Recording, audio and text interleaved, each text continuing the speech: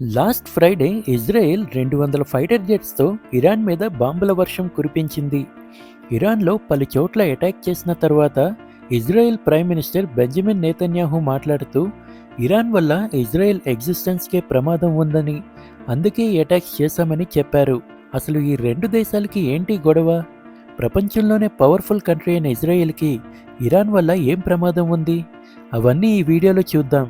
ఎలా అయితే మన చుట్టూ పాకిస్తాన్, చైనా లాంటి శత్రు దేశాలు ఉన్నాయో, అలాగే చాలా చిన్న దేశమైన ఇజ్రాయెల్ చుట్టూ కూడా లెబనాన్, సిరియా, పాలస్తీనా వంటి అరబ్ కంట్రీస్ ఉన్నాయి. లెబనాన్లో హెజ్బొల్లా, పాలస్తీనాలో ఉన్న గాజాలో హమాస్, ఈ రెండు టెర్రరిస్ట్ గ్రూప్స్తో ఇజ్రాయెల్ ఎప్పుడూ యుద్ధం చేస్తూనే ఉంటుంది. ఈ రెండు టెర్రరిస్ట్ గ్రూప్స్కి ఇరానే బ్యాకప్. ఇరాన్ వీళ్ళకి ఫైనాన్షియల్గా, మిలిటరీ పరంగా సపోర్ట్ చేస్తుంది. వీళ్ళకి ట్రైనింగ్ ఇచ్చి వెపన్స్ కూడా సప్లై చేస్తుంది. వీళ్ళెప్పుడూ కూడా ఇజ్రాయెల్తో ఇరాన్కి ప్రాక్సీ లాగానే, అంటే ఇండైరెక్ట్గా ఇరాన్ తరపునే యుద్ధం చేస్తారు.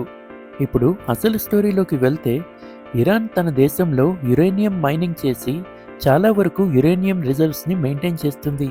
జనరల్గా యురేనియంని nuclear weapons and nuclear reactors తయారు చేయడానికి యూజ్ చేస్తారు.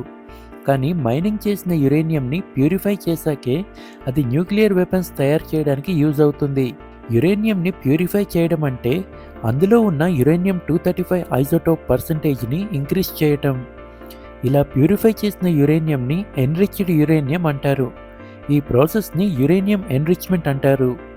మైనింగ్ చేసిన యురేనియంని ప్యూరిఫై చేసి అందులో ఉన్న యురేనియం 235 ఐసోటోప్ పర్సంటేజ్ని 85 to 90% వరకు ఇంక్రీజ్ చేస్తే ఆ యురేనియంతో న్యూక్లియర్ బాంబ్స్ని తయారు చేయొచ్చు.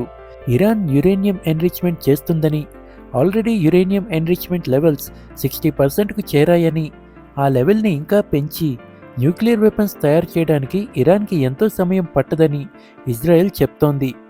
ఈ యురేనియంతో ఇరాన్ కానీ న్యూక్లియర్ వెపన్స్ తయారు చేసుకుంటే అవి ఫస్ట్ ఇజ్రాయెల్ మీదే పడతాయని, ఇరాన్ బ్యాక్డ్ టెర్రరిస్ట్ గ్రూప్స్ చేతికి కానీ ఈ న్యూక్లియర్ బాంబ్స్ దొరికితే అది ఇజ్రాయెల్ ఎగ్జిస్టెన్స్కే ప్రమాదమని ఇజ్రాయెల్ భావించడంతో జూన్ 13వ తారీఖున ఇంకా తెల్లవారక ముందే ఇజ్రాయెల్ ఇరాన్ న్యూక్లియర్ సైట్ అయిన నటాన్స్ మీద యుద్ధ విమానాలతో విరుచుకుపడింది.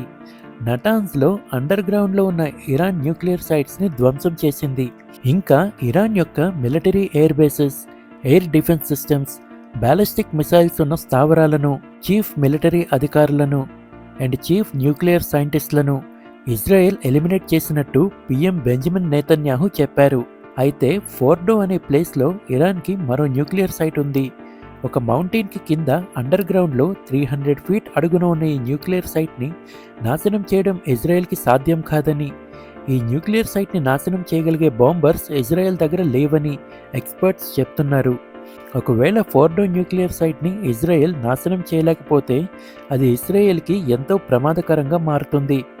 ఇరాన్ కానీ ఈ న్యూక్లియర్ సైట్లో న్యూక్లియర్ బాంబ్స్ని తయారు చేస్తే అవి ఇజ్రాయెల్ని మ్యాప్లోనే లేకుండా చేస్తాయి. టెక్నాలజీలో ఎంతో ముందున్న ఇజ్రాయెల్ ఈ సమస్యను అధిగమిస్తుందా?